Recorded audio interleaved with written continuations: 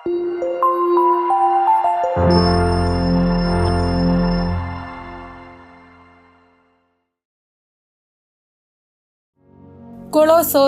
അധ്യായം 1. അഭിവാദനം. ദൈവഹിതമനുസരിച്ച് യേശുക്രിസ്തുവിന്റെ അപ്പസ്തോലനായ പൗലോസും സഹോദരനായ തിമോത്തിയോസും കൂടെ ക്രിസ്തുവിൽ വിശുദ്ധരും വിശ്വാസികളുമായ കൊളോസോസിലെ സഹോദരർക്ക് എഴുതുന്നത്, നമ്മുടെ പിതാവായ ദൈവത്തിൽ നിന്നു നിങ്ങൾക്ക് കൃപയും സമാധാനവും കൃതജ്ഞതയും പ്രാർത്ഥനയും. ഞങ്ങൾ നിങ്ങൾക്കു വേണ്ടി പ്രാർത്ഥിക്കുമ്പോഴൊക്കെ നമ്മുടെ കർത്താവായ യേശുക്രിസ്തുവിന്റെ പിതാവായ ദൈവത്തിനു നന്ദി പറയുന്നു.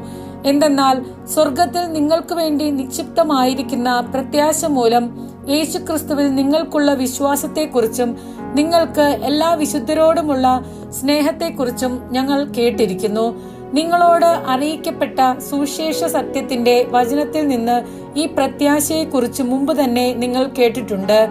നിങ്ങൾ സുവിശേഷം ശ്രവിക്കുകയും സത്യത്തിൽ ദൈവത്തിന്റെ കൃപ പൂർണ്ണമായി മനസ്സിലാക്കുകയും ചെയ്ത നാൾ മുതൽ ലോകത്തിന്റെ എല്ലായിടത്തുമെന്ന പോലെ നിങ്ങളുടെ ഇടയിലും അത് വളരുകയും ഫലം പുറപ്പെടുവിക്കുകയും ചെയ്തുകൊണ്ടിരിക്കുന്നു.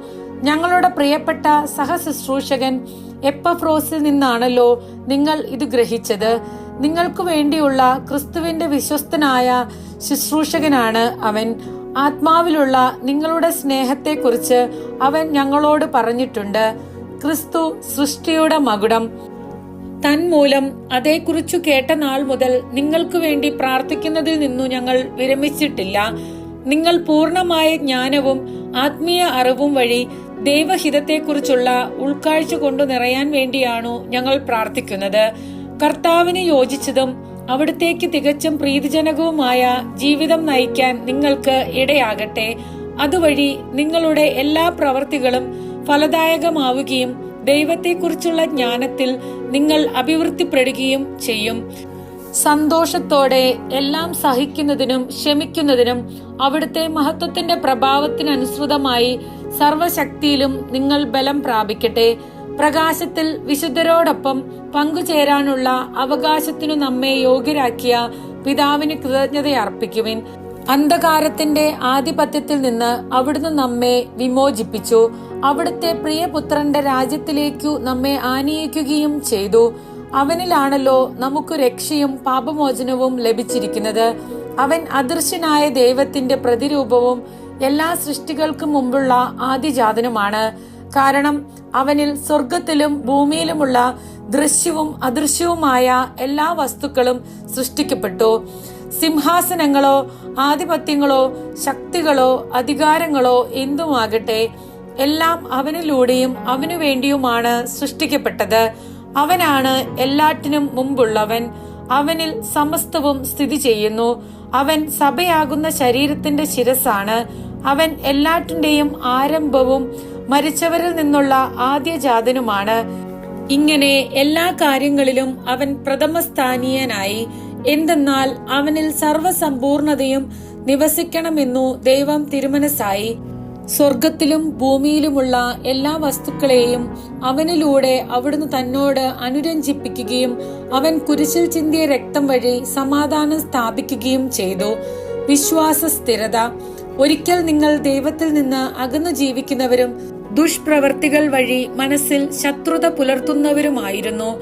എന്നാൽ ഇപ്പോൾ ക്രിസ്തു തന്റെ മരണം വഴി സ്വന്തം ഭൗതിക ശരീരത്തിൽ നിങ്ങളെ അനുരഞ്ജിപ്പിച്ചിരിക്കുന്നു. അവിടുത്തെ മുമ്പിൽ പരിശുദ്ധരും കുറ്റമറ്റവരും നിർമ്മലരുമായി നിങ്ങളെ സമർപ്പിക്കുന്നതിനു വേണ്ടിയാണ് അവൻ ഇപ്രകാരം ചെയ്തത്. എന്നാൽ നിങ്ങൾ ശ്രവിച്ച സുവിശേഷം നൽകുന്ന പ്രത്യാശയിൽ നിന്നു വ്യതിചലിക്കാതെ സ്ഥിരതയോടും ദൃഢനിശ്ചയത്തോടും കൂടെ വിശ്വാസത്തിൽ നിങ്ങൾ നിലനിൽക്കേണ്ടിയിരിക്കുന്നു. ആകാശത്തിനു താഴെയുള്ള എല്ലാ സൃഷ്ടികളോടും സുവിശേഷം പ്രസംഗിക്കപ്പെട്ടിട്ടുണ്ട്. പൗലോസായ ഞാൻ അതിന്റെ ശുശ്രൂഷകനായി. വിജാതിയർക്കുള്ള ശുശ്രൂഷ. നിങ്ങളെ പ്രതിയുള്ള പീഡകളിൽ ഞാൻ സന്തോഷിക്കുന്നു. സഭയാകുന്ന തന്റെ ശരീരത്തെ പ്രതി ക്രിസ്തുവിന് സഹിക്കേണ്ടി വന്ന പീഡകളുടെ കുറവ് എന്റെ ശരീരത്തിൽ ഞാൻ നികത്തുന്നു. നിങ്ങൾക്ക് വേണ്ടി ദൈവം എന്നെ ഭരമേൽപ്പിച്ച ദൗത്യം വഴി ഞാൻ സഭയിലെ ശുശ്രൂഷകനായി. ദൈവവചനം പൂർണ്ണമായി വെളിപ്പെടുത്തുക എന്നതായിരുന്നു ആ ദൗത്യം. യുഗങ്ങളുടെയും തലമുറകളുടെയും ആരംഭം മുതൽ മറച്ചു വെക്കപ്പെട്ടിരുന്ന ഈ രഹസ്യം ഇപ്പോൾ അവിടുന്ന് തന്റെ വിശുദ്ധർക്ക് വെളിപ്പെടുത്തിയിരിക്കുന്നു. ഈ രഹസ്യത്തിന്റെ മഹത്വം വിജാതീയരുടെ ഇടയിൽ എത്ര ശ്രേഷ്ഠമാണെന്ന് വിശുദ്ധർക്ക് വ്യക്തമാക്കി കൊടുക്കാൻ അവിടുന്ന് തീരുമാനിച്ചു. ഈ രഹസ്യമാകട്ടെ മഹത്വത്തെക്കുറിച്ചുള്ള പ്രത്യാശയായ ക്രിസ്തു നിങ്ങളിലുണ്ട് എന്നത് തന്നെ. അവനെയാണ് ഞങ്ങൾ പ്രഖ്യാപിക്കുന്നത്. എല്ലാ മനുഷ്യരെയും ക്രിസ്തുവിൽ പക്വത പ്രാപിച്ചവരാക്കാൻ വേണ്ടി ഞങ്ങൾ എല്ലാവർക്കും മുന്നറിയിപ്പ് നൽകുകയും എല്ലാവരെയും സർവ്വവിജ്ഞാനവും പഠിപ്പിക്കുകയും ചെയ്യുന്നു. ഈ ലക്ഷ്യം പ്രാപിക്കുന്നതിനു വേണ്ടിയത്ര അവൻ എന്നിൽ ശക്തിയായി ഉണർത്തുന്ന ശക്തി കൊണ്ട് ഞാൻ കഠിനമായി അധ്വാനിക്കുന്നത്. അധ്യായം 2. നിങ്ങൾക്ക് വേണ്ടിയും ലവോദീക്യയിലുള്ളവർക്കു വേണ്ടിയും എന്റെ മുഖം നേരിട്ട് കണ്ടിട്ടില്ലാത്ത അനേകർക്കു വേണ്ടിയും ഞാൻ എത്ര ശക്തമായി പോരാടുന്നെന്നു നിങ്ങൾ അറിയണമെന്നു ഞാൻ ആഗ്രഹിക്കുന്നു. സ്നേഹത്താൽ പരസ്പര ബദ്ധതമായ നിങ്ങളുടെ ഹൃദയങ്ങൾക്ക് ആശ്വാസവും സുനിശ്ചിതമായ ബോധ്യത്തിന്റെ പൂർണ്ണ സമ്പത്തും ദൈവത്തിന്റെ രഹസ്യമായ ക്രിസ്തുവിനെ കുറിച്ചുള്ള സമ്പൂർണമായ അറിവും ലഭിക്കുന്നതിനു വേണ്ടിയാണ് ഞാനിത് ചെയ്യുന്നത്. ജ്ഞാനത്തിന്റെയും അറിവിന്റെയും നിധികൾ അവനിലാണ് ഒളിഞ്ഞുകിടക്കുന്നത്. ഞാനിത് പറയുന്നത് വഞ്ചനാത്മകമായ വാക്കുകൾ കൊണ്ട് ആരും നിങ്ങളെ വഴിതെറ്റിക്കാതിരിക്കാൻ വേണ്ടിയാണ്. ഞാൻ ശാരീരികമായി നിങ്ങളിൽ നിന്ന് വിദൂരസ്ഥനാണെങ്കിലും ആത്മാവിൽ നിങ്ങളുടെ കൂടെയാണ്. നിങ്ങളുടെ ജീവിതക്രമവും ക്രിസ്തുവിലുള്ള അടിയുറച്ച വിശ്വാസവും കണ്ടു ഞാൻ സന്തോഷിക്കുകയും ചെയ്യുന്നു. ക്രിസ്തുവിൽ പൂർണ്ണത. കർത്താവായ യേശുക്രിസ്തുവിനെ നിങ്ങൾ സ്വീകരിച്ചിരിക്കുന്നതിനാൽ അവനിൽ ജീവിക്കുവിൻ. അവനിൽ വേരുറപ്പിക്കപ്പെട്ടും പണിതുയർത്തപ്പെട്ടും നിങ്ങൾ സ്വീകരിച്ച വിശ്വാസത്തിൽ ദൃഢത പ്രാപിച്ചും കൊണ്ട് അനർഗളമായ കൃതജ്ഞതാ പ്രകാശനത്തിൽ മുഴുകുവിൻ. ക്രിസ്തുവിന് യോജിക്കാത്തതും പ്രപഞ്ചത്തിന്റെ മൂലഭൂതങ്ങൾക്കും മാനുഷിക പാരമ്പര്യത്തിനും മാത്രം ചേർന്നതുമായ വ്യർത്ഥ പ്രലോഭനത്തിനും തത്വചിന്തയ്ക്കും ആരും നിങ്ങളെ ഇരയാക്കാതിരിക്കാൻ ശ്രദ്ധിക്കണം. ദൈവത്വത്തിന്റെ പൂർണ്ണത മുഴുവൻ അവനിൽ മൂർത്തീഭവിച്ചിരിക്കുന്നു. എല്ലാ ആധിപത്യങ്ങളുടെയും അധികാരങ്ങളുടെയും ശിരസായ അവനിലാണു നിങ്ങളും പൂർണ്ണത പ്രാപിച്ചിരിക്കുന്നത്. അവനിൽ നിങ്ങളും പരിച്ഛേദനം സ്വീകരിച്ചിരിക്കുന്നു. കൈകളാൽ സംവഹിക്കപ്പെടുന്ന പരിച്ഛേദനമല്ല, ശരീരത്തിന്റെ അധമവാസനകളെ നിർമാർജനം ചെയ്യുന്ന ക്രിസ്തുവിന്റെ പരിച്ഛേദനം. ജ്ഞാനസ്നാനം വഴി നിങ്ങൾ അവനോടൊപ്പം സംസ്കരിക്കപ്പെട്ടു. മരിച്ചവരിൽ നിന്ന് അവനെ ഉയർത്തിച്ച ദൈവത്തിന്റെ പ്രവർത്തനത്തിലുള്ള വിശ്വാസം നിമിത്തം നിങ്ങൾ അവനോടുകൂടെ ഉയർപ്പിക്കപ്പെടുകയും ചെയ്തിരിക്കുന്നു. നിങ്ങൾ പാപങ്ങൾ നിമിത്തം മൃതരും ദുർവാസനകളുടെ പരിച്ഛേദനം നിർവഹിക്കാത്തവരുമായിരുന്നു. ദൈവം നിങ്ങളെ അവനോടുകൂടെ ജീവിപ്പിക്കുകയും നമ്മുടെ എല്ലാ പാപങ്ങളും ക്ഷമിക്കുകയും ചെയ്തു. നമുക്ക് ദോഷകരമായി നിന്ന ലിഖിത നിയമങ്ങളെ അവൻ മായ്ച്ചു കളയുകയും അവയെ കുരിശിൽ തറച്ചു നിഷ്കാസനം ചെയ്യുകയും ചെയ്തു. ആധിപത്യങ്ങളെയും അധികാരങ്ങളെയും അവൻ നിരായുധമാക്കി. അവൻ കുരിശിൽ അവയുടെ മേൽ വിജയം ആഘോഷിച്ചുകൊണ്ട് അവയെ പരസ്യമായി അവഹേളന പാത്രങ്ങളാക്കി. ഭക്ഷണപാനീയങ്ങളുടെ കാര്യത്തിൽ ആരും നിങ്ങളെ കുറ്റപ്പെടുത്താതിരിക്കട്ടെ.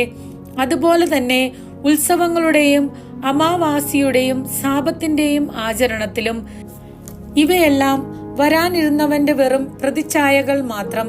യാഥാർത്ഥ്യമാകട്ടെ ക്രിസ്തുവും. മായാദർശനങ്ങൾ വിശകലനം ചെയ്തുകൊണ്ടു കപട വിനയത്തിലും ദൈവദൂതന്മാരുടെ ആരാധനയിലും ആഭിമുഖ്യം കാണിക്കുന്ന ആളുകൾ നിങ്ങളെ വഞ്ചിക്കാതിരിക്കട്ടെ. അവർ ഭോഗലാലസമായ മനസ്സോടുകൂടെ വ്യർത്ഥമായി അഹങ്കരിക്കുന്നവരത്ര. അവർ ശിരസിനോട് ഗാഠബന്ധം പുലർത്തുന്നില്ല. ശരീരം മുഴുവൻ സന്ധിബന്ധങ്ങളാലും സിരകളാലും പരിപുഷ്ടമാക്കപ്പെട്ടും കൂട്ടിയിണക്കപ്പെട്ടും ദൈവഹിതാനുസരണം പൂർണ്ണ വളർച്ച പ്രാപിക്കുന്നത് ഈ ശിരസിൽ നിന്നാണല്ലോ. ക്രിസ്തുവിൽ പുതുജീവിതം. ക്രിസ്തുവിനോടൊപ്പം പ്രപഞ്ചത്തിന്റെ മൂലഭൂതങ്ങൾക്കു നിങ്ങൾ മരിച്ചു കഴിഞ്ഞിരിക്കുന്നതിനാൽ ഇനിയും ലോകത്തിൻ്റെതെന്ന മട്ടിൽ ജീവിക്കുന്നതെന്തിന്? സ്പർശിക്കരുത്, രുചിക്കരുത്, കൈകാര്യം ചെയ്യരുത് എന്നീ നിബന്ധനകൾക്കു നിങ്ങൾ വിധേയരാകുന്നതെന്തിന്? ഉപയോഗിക്കുമ്പോൾ നശിച്ചു പോകുന്നവയെ പറ്റിയുള്ളതാണ് ഈ നിബന്ധനകൾ. ഇവ വെറും മാനുഷികമായ ഉപദേശങ്ങളും സിദ്ധാന്തങ്ങളും അനുസരിച്ചുള്ളവയാണ്. തീവ്രമായ ഭക്തിയും ആത്മനിന്ദയും ആത്മപീഡനവും പ്രോത്സാഹിപ്പിക്കുന്നതിനാൽ വിജ്ഞാനത്തിന്റെ പ്രതീതി ഇവയിൽ അനുഭവപ്പെടും. എന്നാൽ ജഡാഭിലാഷങ്ങളെ നിയന്ത്രിക്കുന്ന കാര്യത്തിൽ ഇവയ്ക്കു യാതൊരു മൂല്യവുമില്ല. അധ്യായം 3. ക്രിസ്തുവിനോടൊപ്പം നിങ്ങൾ ഉയർപ്പിക്കപ്പെട്ടെങ്കിൽ ദൈവത്തിന്റെ വലതുഭാഗത്ത് ഉപവിഷ്ടനായിരിക്കുന്ന ക്രിസ്തു വസിക്കുന്ന ഉന്നതത്തിലുള്ളവയെ അന്വേഷിക്കുവിൻ. ഭൂമിയിലുള്ള വസ്തുക്കളിലല്ല, പ്രത്യുത ഉന്നതത്തിലുള്ളവയിൽ ശ്രദ്ധിക്കുവിൻ. എന്തെന്നാൽ നിങ്ങൾ മൃതരായിരിക്കുന്നു, നിങ്ങളുടെ ജീവൻ ക്രിസ്തുവിനോടൊപ്പം ദൈവത്തിൽ നിഗൂഢമായി സ്ഥിതി ചെയ്യുന്നു. നമ്മുടെ ജീവനായ ക്രിസ്തു പ്രത്യക്ഷനാകുമ്പോൾ അവനോടുകൂടെ നിങ്ങളും മഹത്വത്തിൽ പ്രത്യക്ഷപ്പെടും. ജീവിതത്തിനു നിയമങ്ങൾ. അതുകൊണ്ട് നിങ്ങളിൽ ഭൗമികമായിട്ടുള്ളതെല്ലാം അസന്മാർഗികത, അശുദ്ധി, മനക്ഷോഭം, ദുർവിചാരങ്ങൾ, വിഗ്രഹാരാധന തന്നെയായ ദ്രവ്യാസക്തി ഇവയെല്ലാം നശിപ്പിക്കുവിൻ. ഇവ നിമിത്തം ദൈവത്തിന്റെ ക്രോധം വന്നു ചേരുന്നു. നിങ്ങളും ഒരിക്കൽ അവയ്ക്കനുസൃതമായി ജീവിക്കുകയും പ്രവർത്തിക്കുകയും ചെയ്തിരുന്നു. ഇപ്പോൾ അവയെല്ലാം ദൂരെ എറിയുവിൻ. അമർഷം, ക്രോധം, ദുഷ്ടത, ദൈവദൂഷണം, അശുദ്ധ ഭാഷണം തുടങ്ങിയവ വർജിക്കുവിൻ. പരസ്പരം കള്ളം പറയരുത്. പഴയ മനുഷ്യനെ അവന്റെ ചെയ്തികളോടുകൂടെ നിഷ്കാസനം ചെയ്യുവിൻ. സമ്പൂർണ്ണ ജ്ഞാനം കൊണ്ട് സൃഷ്ടാവിന്റെ പ്രതിച്ഛായക്കനുസൃതമായി നവീകരിക്കപ്പെടുന്ന പുതിയ മനുഷ്യനെ ധരിക്കുവിൻ. ഇവിടെ ഗ്രീക്കുകാരനെന്നോ യഹൂദനെന്നോ പരിച്ഛേദിതനെന്നോ അപരിച്ഛേദിതനെന്നോ അപരിഷ്കൃതനെന്നോ സിദിയനെന്നോ അടിമയെന്നോ സ്വതന്ത്രനെന്നോ വ്യത്യാസമില്ല. പിന്നെയോ ക്രിസ്തു എല്ലാമാണ്, എല്ലാവരിലുമാണ്. അതിനാൽ ദൈവത്തിന്റെ തിരഞ്ഞെടുക്കപ്പെട്ടവരും വാത്സല്യഭാജനങ്ങളും പരിശുദ്ധരും എന്ന നിലയിൽ നിങ്ങൾ കാരുണ്യം, ദയ, വിനയം, സൗമ്യത, ക്ഷമ എന്നിവ ധരിക്കുവിൻ. ഒരാൾക്ക് മറ്റൊരാളോട് പരിഭവമുണ്ടായാൽ പരസ്പരം ക്ഷമിച്ചു സഹിഷ്ണുതയോടെ വർത്തിക്കുവിൻ. കർത്താവ് നിങ്ങളോട് ക്ഷമിച്ചതുപോലെ തന്നെ നിങ്ങളും ക്ഷമിക്കണം. സർവോപരി എല്ലാറ്റിനെയും കൂട്ടിയിണക്കി പരിപൂർണമായ ഐക്യത്തിൽ ബന്ധിക്കുന്ന സ്നേഹം പരിശീലിക്കുവിൻ. ക്രിസ്തുവിന്റെ സമാധാനം നിങ്ങളുടെ ഹൃദയങ്ങളെ ഭരിക്കട്ടെ. ഈ സമാധാനത്തിലേക്കാണ് നിങ്ങൾ ഏക ശരീരമായി വിളിക്കപ്പെട്ടത്. അതിനാൽ നിങ്ങൾ കൃതജ്ഞതാ നിർഭരരായിരിക്കുവിൻ. പരസ്പരം പഠിപ്പിക്കുകയും ഉപദേശിക്കുകയും ചെയ്യുമ്പോഴും കൃതജ്ഞത നിറഞ്ഞ ഹൃദയത്തോടെ ദൈവത്തിന് സങ്കീർത്തനങ്ങളും ഗാനങ്ങളും ആത്മീയ ഗീതങ്ങളും പാടുമ്പോഴും ക്രിസ്തുവിന്റെ വചനം നിങ്ങളിൽ സമൃദ്ധമായി വസിക്കട്ടെ. നിങ്ങൾ വാക്കാലോ പ്രവൃത്തിയാലോ എന്ത് ചെയ്താലും അതെല്ലാം കർത്താവായ യേശു വഴി പിതാവായ ദൈവത്തിന് കൃതജ്ഞത അർപ്പിച്ചുകൊണ്ട് അവന്റെ നാമത്തിൽ ചെയ്യുവിൻ. ഭാര്യമാരെ, നിങ്ങൾ കർത്താവിന് യോഗ്യമാം വിധം ഭർത്താക്കന്മാർക്ക് വിധേയരാകുവിൻ. ഭർത്താക്കന്മാരെ, നിങ്ങൾ ഭാര്യമാരെ സ്നേഹിക്കുവിൻ. അവരോട് നിർദ്ദയമായി പെരുമാറരുത്. കുട്ടികളെ, എല്ലാ കാര്യങ്ങളിലും നിങ്ങളുടെ മാതാപിതാക്കന്മാരെ അനുസരിക്കുവിൻ. ഇത് കർത്താവിന് പ്രീതികരമത്രേ. പിതാക്കന്മാരെ, നിങ്ങളുടെ കുട്ടികളെ പ്രകോപിപ്പിക്കരുത്. പ്രകോപിപ്പിച്ചാൽ അവർ നിരുന്മേഷകരാകും. ദാസന്മാരെ, നിങ്ങളുടെ ലൗകിക യജമാനന്മാരെ എല്ലാ കാര്യങ്ങളിലും അനുസരിക്കുവിൻ. ഇത് മനുഷ്യപ്രീതിക്കു വേണ്ടി മറ്റുള്ളവരെ കാണിക്കാനായി ചെയ്യുന്നതാകരുത്. കർത്താവിനെ ഭയപ്പെട്ടുകൊണ്ട് ആത്മാർത്ഥതയോടെ ചെയ്യുന്നതാകണം. നിങ്ങളുടെ ജോലി എന്തുതന്നെയായിരുന്നാലും മനുഷ്യനെയല്ല ദൈവത്തെ സേവിക്കുന്നത് പോലെ ഹൃദയ പരമാർത്ഥതയോടെ ചെയ്യുവിൻ. നിങ്ങൾക്ക് പ്രതിഫലമായി കർത്താവിൽ നിന്ന് അവകാശം ലഭിക്കുമെന്ന് അറിഞ്ഞുകൊള്ളുവിൻ. കർത്താവായ ക്രിസ്തുവിനെ തന്നെയാണല്ലോ നിങ്ങൾ ശുശ്രൂഷിക്കുന്നത്. തെറ്റു ചെയ്യുന്നവന് ശിക്ഷ ലഭിക്കും. അക്കാര്യത്തിൽ മുഖം നോട്ടമില്ല. അധ്യായം 4. യജമാനന്മാരെ, നിങ്ങളുടെ ദാസരോട് നീതിയും സമഭാവനയും പുലർത്തുവിൻ. നിങ്ങൾക്കും സ്വർഗത്തിൽ ഒരു യജമാനനുണ്ടെന്ന് ഓർമ്മിക്കുവിൻ. ഉപദേശങ്ങൾ. കൃതജ്ഞതാഭരിതരായി ഉണർന്നിരുന്ന് നിരന്തരം പ്രാർത്ഥിക്കുവിൻ.